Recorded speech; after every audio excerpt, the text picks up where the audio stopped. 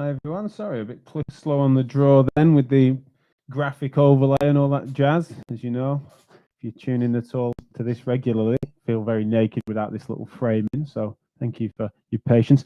Hope you're good. Hope you've had a good week. It's funny one where people are still saying Happy New Year and wondering whether or not it is particularly happy. I think everyone's having a bit of a mixed bag. Depends how we all framed it. So it's been a bit of a complex one, hasn't it? People are excited to get shut of 2020 and then 2021's sort of ground to a halt straight out of the gates. I think some of the big unknowns really are the complexities of it when I reflect on it myself. And obviously we spoke to Joe Turner on Wednesday, and I think that one of the things that really hit home with me was this notion whereby if you think about the here and now and think about your creature, basically the instinct of grounding yourself, like what is it, where are you up to now, how are you feeling, ground yourself in something real, and then also remember and hope for a brighter long-term future, that some of your major goals that you might have can still be aspired to, but don't get too lost in the middle, because in the middle there's so much unknown that don't burden yourself and drag yourself down by thinking about what might we be doing in 6 months, because every time you think that way it just feels like that gets thrown off. And it's because of my reflecting on that, as well as then the overwhelming call from you guys for me to reflect on questions that have come in from people giving feedback on this week's shows as well as over Christmas, etc. Is wanting us to talk about one of two things. One is like the sort of vaccination schedules and prioritizing, and some of the reasoning processes that are underneath that as to who especially when it comes to sort of healthcare workers, etc. Where should they be in the pecking order? There's people that have got in touch with me saying that where would teachers fit into it, and just wanting to sort of chew over that rationale on the vaccines front. And then a close second, or probably level pegging, is like reflections on lockdowns and the logic behind them, the consequences of them, that sort of thing. And so that's what we're doing today, because I think at some point next week we will get into the vaccine thing. But we've had, especially off the back of the podcast that we did with the CSP, with Alex McKenzie, who's chair of council, people wanting us to sort of reflect more carefully on the CSP's policy for that, and what that means for various different clinicians of different stripes on the front line in the NHS of various different things. Does it matter as to whether someone's working on a respiratory or COVID ward relative to someone that's still doing mainly virtual consultations in MSK departments, relative to an independent private practitioner in the community versus, again, someone that's in private practice? Does that matter what profession they're working within? It's quite complex, and I understand why there's been a call from you guys for me to discuss that and to get that conversation rolling. And so we definitely will visit that, but I'm just going to do that at some point next week, and hopefully with a couple of guests that I've got lined up for it. But today, what I wanted to do is sort of invite you to join the conversation, and certainly yesterday and Wednesday, probably because my esteemed guests Joe Turner and Sue Julians, we had a lot of live listeners, but as ever, that doesn't necessarily mean loads of participation at the time. You're mainly getting the feedback after the fact. But definitely want to ask you a question, either for you to comment on wherever you might be reaching this. So if you're finding it on LinkedIn, on Facebook, wherever it might be, find a platform that works for you, and then just feel free to put the comments through, and I can try and pull some of those. And also, as ever, just letting me know that you're A, listening, and B, can hear things and the technology is working. I know the signal sometimes glitches, so you've just got to let me know if you can't hear me, if you're tuning in live. But I wanted to just visit this conversation about lockdown logic. And one of the reasons why people have been getting in touch with me and saying, what is it, what's your take on this? Some people sort of exasperated about it and saying, well, what they're trying to understand the coherence or incoherence of it. There's other people that are getting in touch and feeling like they want to have a discussion about the different responsibilities across people complying with regulatory guidance on things like social distancing, mask wearing, how much the social responsibility is of individuals within to comply within these things is that the cause of us not being able to get on top of this? And then also there's people then suggesting that the fault lies in the overarching governance and politics of this, that essentially it's nothing to do with the individual users.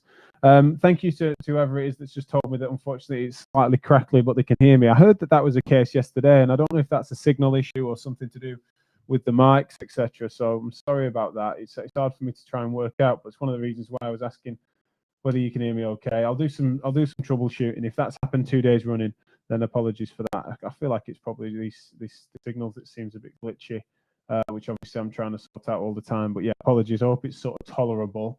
And do let me know if it's something that completely drops off.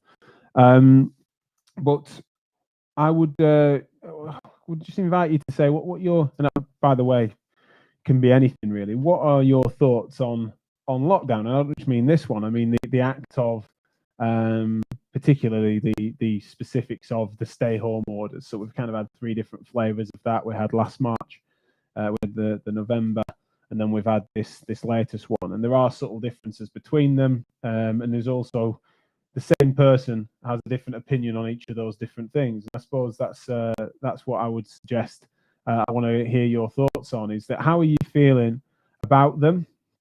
And that can be something just completely quite raw with regards to just feeling depressed about the whole thing, or it could be something more particular about the fact that it's like, you know, I was more understanding of lockdown 1 and lockdown 3 than I was lockdown 2, or that the goalpost being moved is a frustration. Just generally really interested in your thoughts. Doesn't even need to be for those that are tuning in live to share if you don't want to, but definitely just feedback to me, because I've been getting lots of you getting in touch about you know, generally don't be shy to vent in our direction, because it helps to guide future shows, future guests, etc.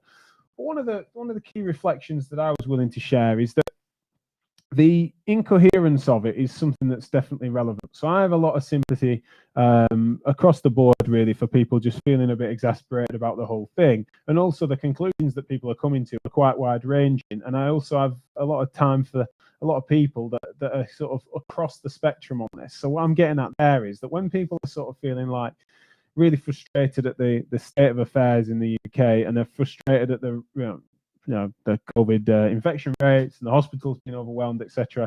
You've then got people that are just, then their instinct is to say, if only, why are people not doing as they're told? You know, I saw 2 people with their noses sticking out of their masks on the tube, and it's just like that. You know, that's the sort of cause of us not being able to get on top of this.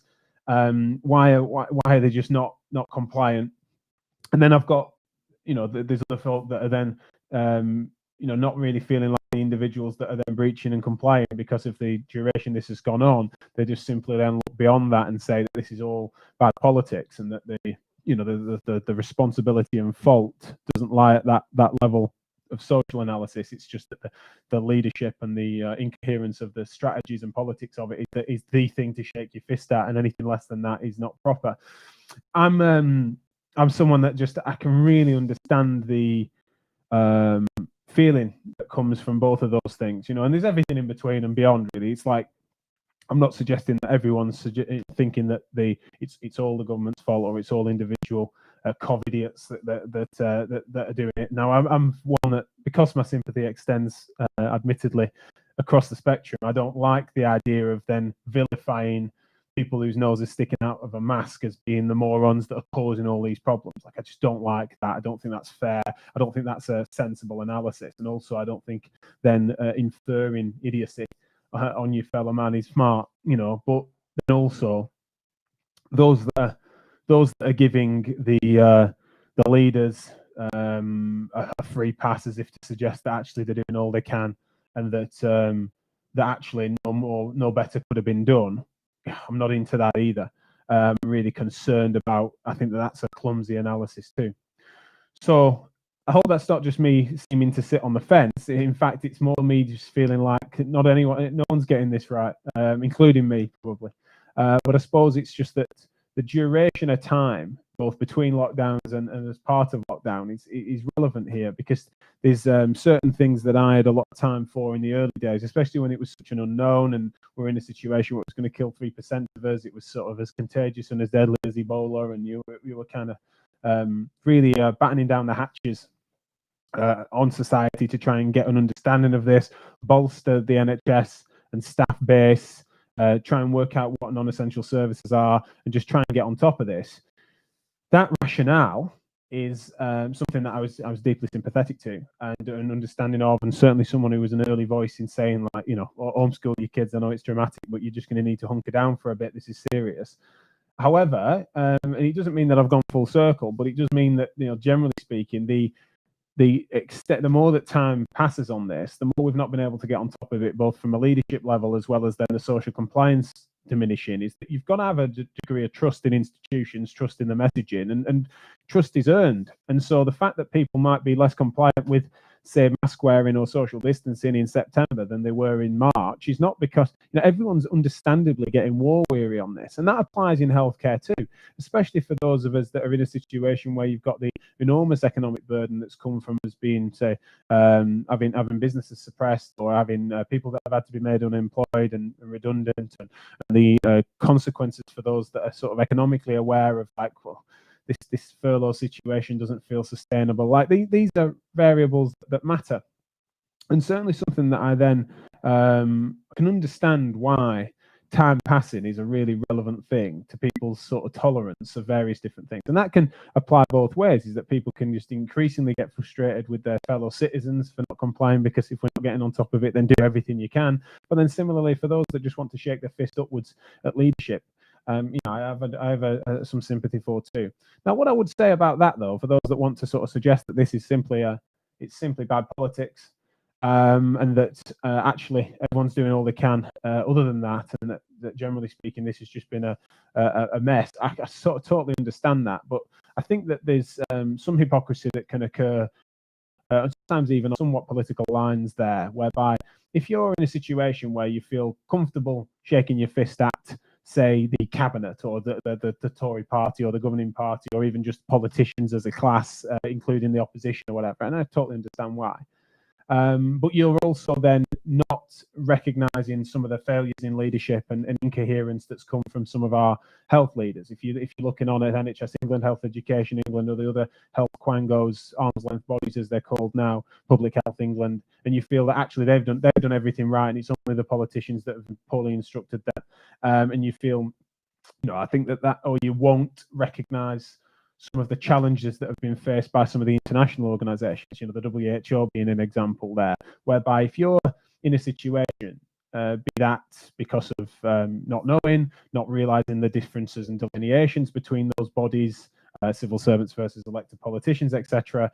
But also, you know, there is unfortunately a political lens that you might be seeing the world through, either knowingly or not, whereby it feels more comfortable for you to shake your fist at what is a Tory government than it is to shake your fist at our healthcare leaders within the quangos, right? It might feel more comfortable for you to be able to just point your direction or your ire at a punch bag. For mixing my metaphors a bit there, but yeah, it's an easier punch bag for you. And similarly, the other side can happen as well, whereby you're someone that, granted, you might be sympathetic to the politicians, you might even have voted for them, that you feel are doing as best they can, but then because of your sort of political allegiances or what feels more comfortable to you for you to shake your fist at, you look on at the NHS and the healthcare leaders and the quangos, and you think, well, you know, it's all Simon Stevens' fault, or you feel like actually someone that's is involved in the bureaucracy at the Public Health England that's mixing their messages and their communication strategies have been off, and that feels more convenient for you to shake your fist at. I just think that that's a level of introspection that I think is more sensible. You know, I'm not saying that you've got to look to yourself and do all you can, and actually it's all individual responsibility rather than it being some fault up the chain. I'm just meaning that on an individual level, one of the most sensible things that I feel in trying to develop is everyone's frustrated about the incoherence and inconsistency and hypocrisy that's coming from the leadership, and I totally, you know, I agree with that. It's sort of really central to my analysis too. But people are underestimating sometimes their own internal hypocrisy when they look to themselves and they realise that actually, am I truly distributing my frustrations appropriately or evenly or consistently? And that's definitely one where I've seen it, whereby if you're wanting to, you're someone that's feeling frustrated in a particular direction, then try and broaden your analysis and see who else is coming up good here, like who's doing well, who's a shining light. Now, I know that people like to do that on an inter-country thing. I'm less bothered about that, to be honest. And I don't think there's many countries that have done well with it. And when you do look at those that have, there are relevant uniqueness to their situations, and then suddenly everyone becomes an expert in Finnish governance, or this is how Taiwan operates as a nation, and as if they've got a real understanding of how their state works. Or when it comes to vaccination, suddenly you've got people that are then telling you exactly how the Israeli state functions and how it's different to us, etc. And so suddenly you've got these armchair experts in that direction. And I think that that's a concern. I don't like to get myself bogged down in that on an inter-country thing. But generally speaking, when you think about an interagency level, you think about individual people, families, organisations, community groups. You go further than that to sort of city councils and mayors, regions. Then you get into the sort of the macro politics of it, as well as then, as I mentioned, the civil servant-led healthcare organisations. Is that on every which level of that? I don't think anyone's smelling of roses, myself included here. And you think about other smaller organisations in which I've got some more direct control over. And this is the sort of thing that's been really hard to get hold of. And those variables really make a difference to people's positions on lockdown. And because that's a mess, it might well be that you've got people that you otherwise agree with on most things, but it turns out that their take on whether or not we should be locked in as homes or not, or which should be open or not, or whether or not it's smart and safe for the gyms to be closed. Because it's such a hot mess on analysis, then when people come to a conclusion that might be slightly divergent from yours, that's where I really do think there's a fair case for everyone giving each other a bit more space. You know, I think that unfortunately it's super hostile across the board between people that disagree on this. And it's like that I spoke about a lot last year for those that have tuned into those shows, where I was sort of saying I was trying to wage a war on conviction. I'm massively concerned in that direction. Like, I really do worry that that people are not necessarily giving a bit of a liberal take on analysis and aren't necessarily weighing up all the features appropriately. So when people are coming to a conclusion, they are really doubling down and then scoffing and ridiculing rather than engaging in sensible conversation and appropriate empathy with someone who has an opposing view on it. And so I think that the lockdown logic, as is the title of today's show, is unfortunately, yes, more illogical than logical. It's something that really matters. I think the differences between them is relevant. And I think one of the things in healthcare that seems to be a fissure between us all is that you've got circumstances of governance between different organisations or, professions where, you know, it's never in question that your medics or nurses can't work, right? It's never been wondered about, really. The specifics of what their duties are, it has mattered, and then you get to dentists and pharmacists and things like that are more cross-sector, then that's complex. Then first lockdown, it was clear that certainly in my game, the direct contact MSK work is something that needs to be questioned as to whether that was necessary, especially when we thought there was loads of surface contagion and transmission. That urgency was, you know, it was unethical to keep practicing as was. You needed to make modifications to get the right PPE in place. But then it was unclear, especially on second lockdown, as to when you modified working in MSK physiotherapy, osteopathy, chiropractic, which is centrally regulated either by the HCPC or General Osteopathic Council, General Chiropractic Council, which is sort of national regulators. It seemed like an obvious thing that they might stay practicing, but you've got these other professions such as sports therapists, sports rehabilitators, massage therapists, etc., that are similarly managing a not dissimilar caseload and doing similar work. And obviously the work I'd done trying to say that it shouldn't matter as much as it does, but on a governance level it does. The fact that then starts to, some people are able to open and some people aren't, or you've got people working together in a practice where for 5 years they've been working together and not cared the fact that they all did different either degrees or certifications or have qualifications. It never mattered. But then suddenly on a legal level, some can practice and some can't, or the fact that they're registered with a different organisation, they can work, and then the other governing body have said no because they're interpreting guidance and laws in a different way, or they've sought legal counsel and they've kind of decided to go one side of the fence or not. These are all things that are naturally going to divide us. And I understand why they are, but I just don't think it's sensible or safe for us to allow for that, to draw those tribal lines back up. I am concerned that this circumstance, this storm we're all in, and you've seen the central metaphor that people are saying that essentially we're in the same storm, but we're in different boats, different vessels. And some are in big yachts and cruise liners, and some are in dinghies, or some are just drowning. And I think that's a reasonable thing across society.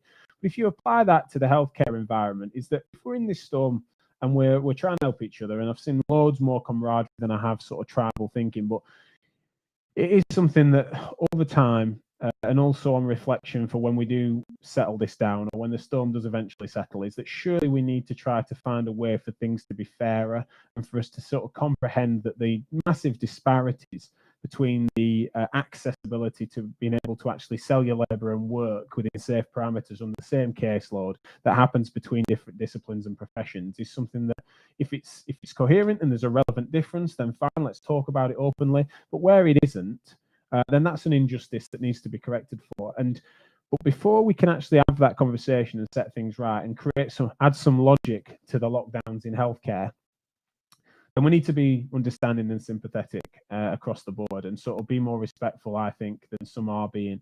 Now, I see that there's so much more support than there is ire being directed at each other, and I think that that's what's useful. So I'm not in for a second suggesting that most therapists are at each other's throats, but it just means that sometimes the politicking that can go on, whereby some can stay open and some can't, and then there's a suggestion that, well, you know, we as a group or a tribe are allowed to stay open because there's a really relevant difference between either the style of care, the safety, the professionalism of us relative to you. And that could be interprofessional or intra-professional with regards to, well, we've done more qualifications, we're at this level, and therefore we can be more, you know, naturally safe. We've got better, I don't know what, hand hygiene than you.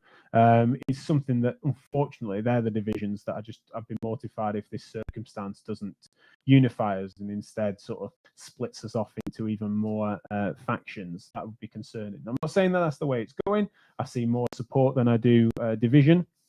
But I think that what I wanted to do on this show, and what I was encouraged, and some long and some short feedback and people asking questions and encouraging me to do a show like this, is that I think it's relevant.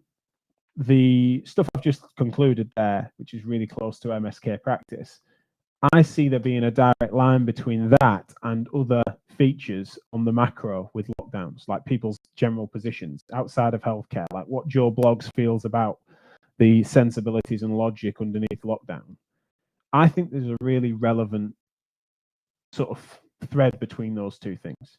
I think that the way in which we're sometimes, especially in this day and age where you're curating your own news feeds on social media, you're then perceiving yourself that people are consuming the same facts, the same articles, the same spin, they're following the same people, say, on social media, the friends and family are coming from a similar sort of base, people failing to recognize the differences and individual distinctions between people's sort of family backgrounds or social backgrounds. That, for me, is actually, I think if as healthcare professionals or as individuals that are trying to navigate this space, if we're failing to recognize the relevance of those non-work related features that are meaning that you've got different people that are really that their position on lockdowns is, you know, be that for or against. You've got people certainly in my network that are deeply lockdown skeptic in various different ways, and then you've got people that are then thinking that the only thing that you hear from them is that the lockdown should be deeper, longer, sooner. You know, I'm caricaturing, but, you know, it's like, well, you know, we need to be in tier 8 and we'll need to stay in his own bedroom, never mind our own house. You know, it's kind of that there's this huge spectrum, which I rarely see. You know, it's usually you've got a range of views within different parts of a different issue. Whereas I would say that on my network, I've noticed a big range across the board, and that's fascinating. And so when you've got that really broad window, then it's ever more important that we talk to each other sensibly, and also recognize what I think are the sometimes it's very specific on governance and law and ability to practice and the definitions of professions, definitions of close contact, all that sort of stuff, right? It's really relevant. The devil's in the detail. But I think it's clumsy if you think that that's all that matters, and that the context in which that's nested on society, and the fact that people are war weary to this stuff, that some people are losing livelihoods, that even if you're stable and you're in an NHS job of which is a stable income, you're under significant pressure. Let's say it's someone that's in an NHS job, but they're still just seeing virtual MSK patients. They're actually quite insulated in many ways and not especially vulnerable on the front line to the COVID situation. They've had massive changes and pressures to their work, but actually at the moment, they're actually feeling like, okay, I feel safe. I feel like I'm comfortable within the work I'm doing. However, they've got a husband at home who's a teacher or a head teacher, right? Who's under incredible pressures on the education system.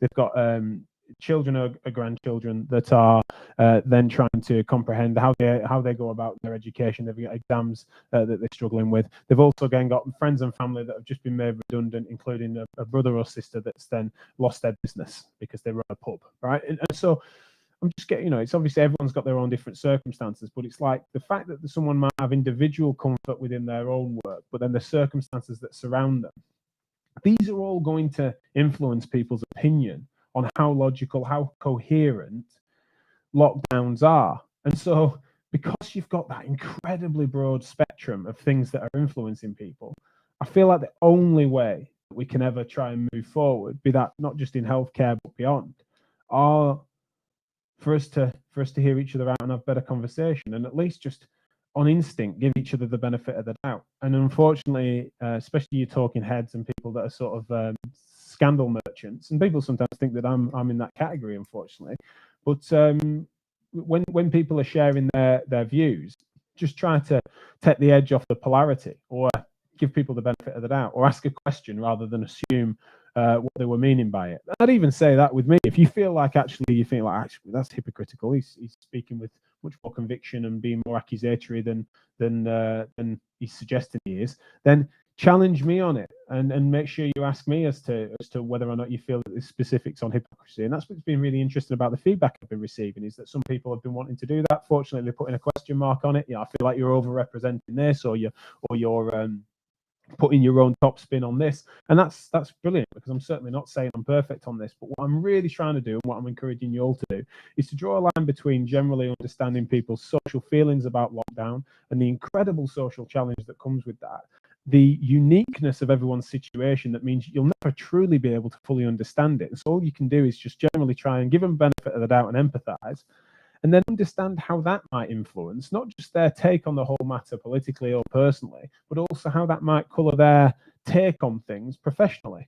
Is that the variables that they're reasoning with and the analysis and the media diet that they're consuming is going to be different to yours. It just has to be, right? And so that's why it may well be that there's such a significant difference between people's take on the matter. And whilst that's happening, we've just got to give each other the space. And that includes giving each other the space to get it wrong, whereby they might have felt like they're being too far one way or the other, or that if you disagree, and you might disagree on a sustained way, right? Even if you're inviting conversation or trying to get clarification, it turns out that you just disagree on this, right? And that's okay too. But the ability for us to try to actually find ways to agree to disagree and to move on and to recognise we've got more in common and all that sort of stuff, it's a bloody challenge, right? It's the ultimate challenge of liberalism right now, is that we're not even being able to communicate ourselves directly in person, or go, let's sort this out over a beer. We're not literally able to do that. So the tools that we have on our disposal are challenged and limited at a time where we know that there's lots of division.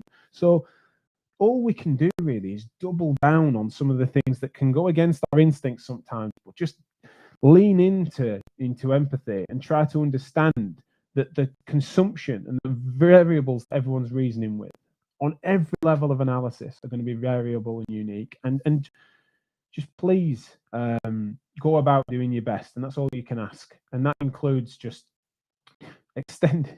It's easy enough for us to extend empathy and sympathy and respect to those that are somewhere near. It's like, oh well, I can extend it within my little bubble, but the challenge comes to hear out and respect at least their ability for people to share their views that you find otherwise repugnant, that you disagree with quite, that's the true challenge. Not for you to think, oh, they've got a subtly different opinion to this than me and we can have a conversation. That's an easy part of it, right? The real challenge in the sense of character and the social solidarity is the ability for us to then say, no, actually, I'm going to afford the rights of people to say and do things that I find currently repugnant. Now, usually, I think if you pose enough questions, you'll find that they're actually closer to you than you initially think instinctively. But even if it turns out that they have a difference of opinion there that you feel is not sustainable, I'm not saying you have to be their best mate, but the minute that you start challenging their right to say them, I think you're on shaky ground. And unfortunately, you're going to be on the wrong side of history when they turn the tables on you. And the fact that you might find, you think that yours is, everyone thinks that their opinion is the most sensible one in the room. But unfortunately, if you undermine people's individual rights to do things, or you feel like you want to not necessarily make it illegal, but just compromise the compromise a social contract in such a way that that person's opinion is well up for absolute overt ridicule straight out the gates, then unfortunately the wolves will come for you one day, and there'll be no one there to speak up for you. And so when it comes to lockdown stuff, admittedly, I'm just saying that you need to really please give each other the space and understand the context in which everyone's coming at this, especially as healthcare professionals. It's not just about a narrow analysis of the here and now in MSK practice. There's all sorts of other things socially that are going on that are influencing people's opinions. So give each other room, talk it out.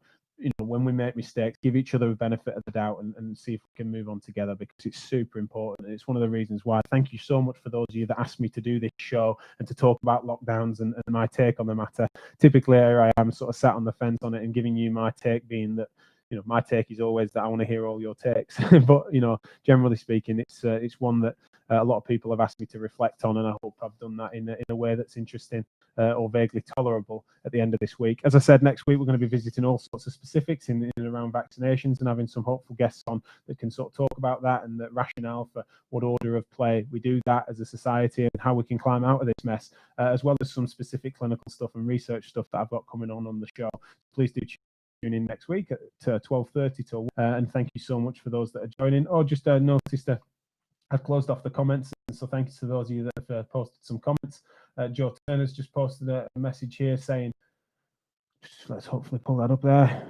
She missed some of this, but yes, to what she said about being brave and open conversation. Harder to stay and listen to someone you don't agree with than to argue or sit in silence in your particular silo. Well, thanks, Joe. It's really nice to have her having my back on that opinion. Maybe when she listens back, she'll regret saying this, but generally, thanks a lot to those of you that have commented. Sorry, I've missed that. I was sort of monologuing a little bit, but please do send over your feedback, and I'll respond to some of the comments afterwards. And please do continue to guide my my thoughts and what shows to put out, because this was definitely one whereby people saying talk about vaccines, talk about lockdowns, and here I am giving you a show about lockdowns, and that's my take on the matter. So thank you so much for those that are continuing to listen, and to those that tune in after the fact. Make sure you know that wherever you're encountering this, there might even be a better place for you to do so. You can get this on your audio podcast feed, Spotify, etc. If you're listening on LinkedIn and don't like the interface, then find it on YouTube or Facebook. There's lots of different ways in which you can interact with it. And thank you to those that are tuning in on a regular basis, live, and making the conversation as fertile as it is. So thanks a lot, and have a lovely weekend.